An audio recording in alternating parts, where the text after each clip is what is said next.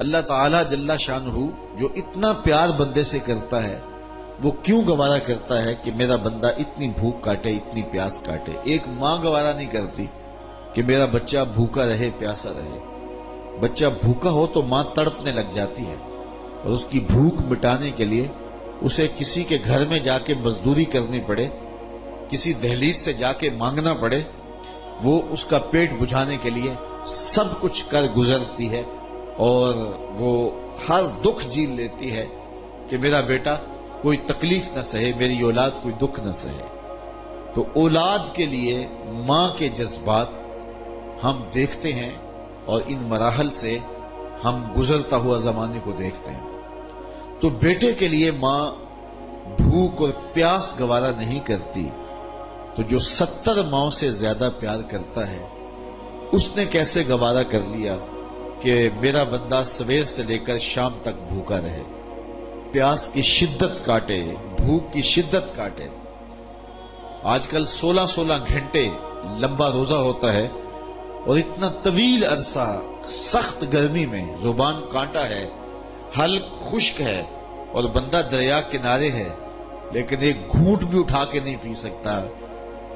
تو یہ کیسے رب نے چاہا جو 70 ماؤں سے زیادہ پیار کرتا ہے؟ ماں تو اس لیے پیار کرتی ہے نا کہ اس نے بیٹے کو جنم دیا ہے، اور اتنا پیار کرتی ہے کہ دنیا کے کسی ترازو پہ ماں کے پیار کو تولا نہیں جا سکتا۔ یہ سڑکوں کے کنارے پہ بڑے بڑے ہیوی کنڈے نصب کر دیے گئے ہیں جس پر پورے کنٹینر تول لیے جاتے ہیں۔ تو میں کہا کرتا ہوں آج تک مجھے کوئی ایسا کنڈا نہیں ملا جس پر ماں کے پیار کو بھی تولا جا سکے۔ اللہ نے اس کے سینے میں پیار رکھا ہے، تڑپتی ممتا رکھی ہے، اولاد کے لیے وہ جذبات رکھے ہیں کہ دنیا کے کسی ترازو پہ اس کا وزن نہیں کیا جا سکتا۔ پھر دوسری بات، آج بازار جائیں تو کوئی شے بھی آپ کو خالص نہیں ملتی، لیکن ماں کا پیار آج بھی کھرا ہے، ماں کا پیار آج بھی سچا ہے، اولاد کے لیے اس کے جذبات آج بھی جو ہیں وہ بالکل کھرے ہیں۔ اولاد کا پیٹ پالنے کے لیے کسی کے گھر کے برتن مانجنے پڑے تو ماں اس سے بھی گریز نہیں کرتی۔ شہر میں آ کر پڑھنے والوں بھول گئے ہو کس کی ماں نے کتنا زیور بیچا ہے۔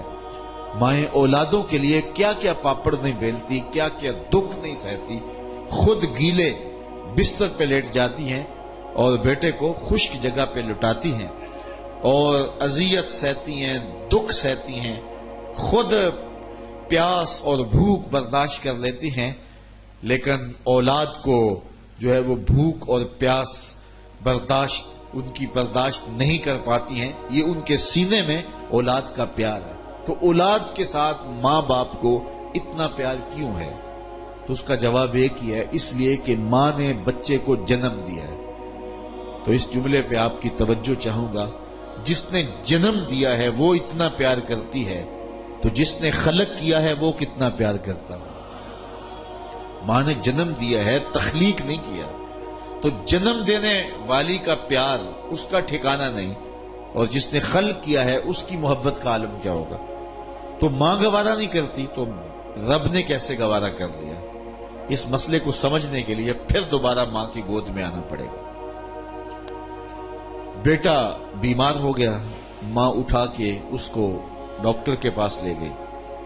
ڈاکٹر نے کہا کہ اسے یہ دوائی دو، یہ سیرپ پلاؤ، ٹھیک ہو جائے گا۔ اب سیرپ کڑوا تھا، بچہ پیتا نہیں، ماں نے اس کو زبردستی لٹایا، اس کا منہ کھولا اور سختی سے اس کے منہ کے اندر کڑوے سیرپ کے چمچ انڈھیل رہی ہے۔ کیا ماں صفاق ہو گئی؟ ماں کا پیار چھن گیا؟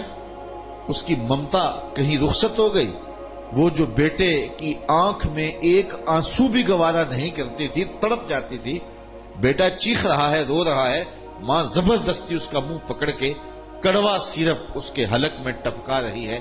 تو اس کا جواب یہ ہے کہ ماں صفاق نہیں ہوئی، ماں ظالم نہیں ہوئی، اس کی ممتا نہیں چھنی، بلکہ بیٹا نہیں جانتا، ماں جانتی ہے۔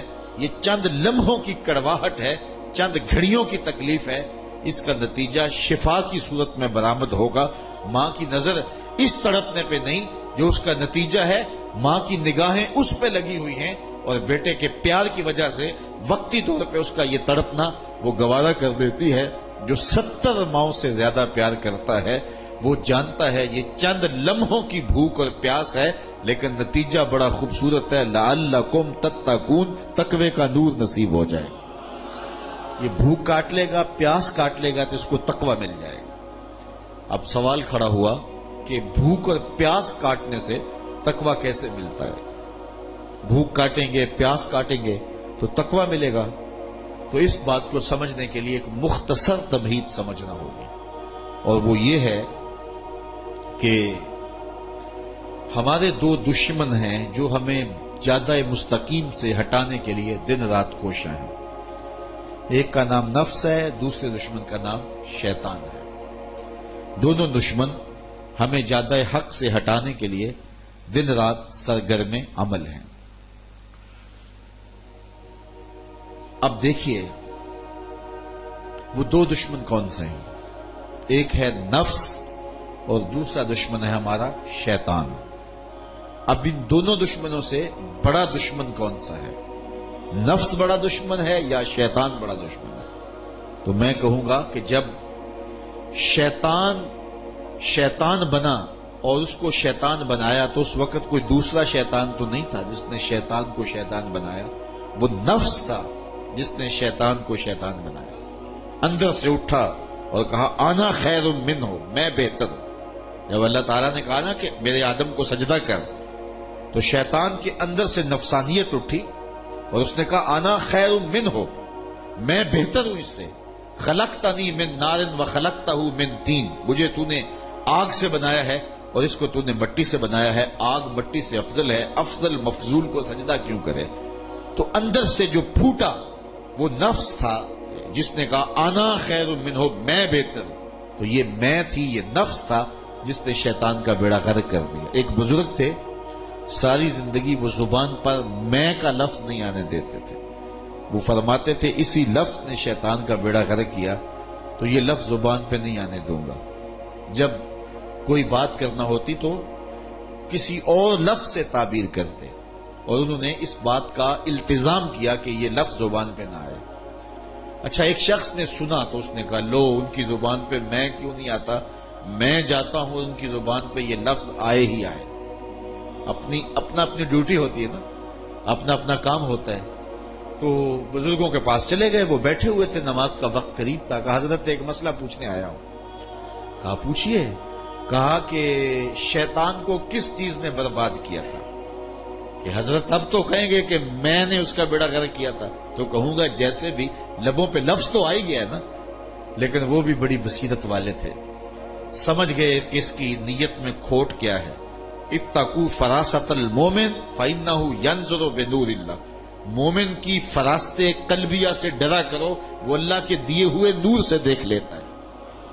تو کہا کہ بیٹے رک جاؤ، نماز بالکل تیار ہے، نماز ہو جائے گی تو پھر اس موضوع پہ بات ہوتی ہے.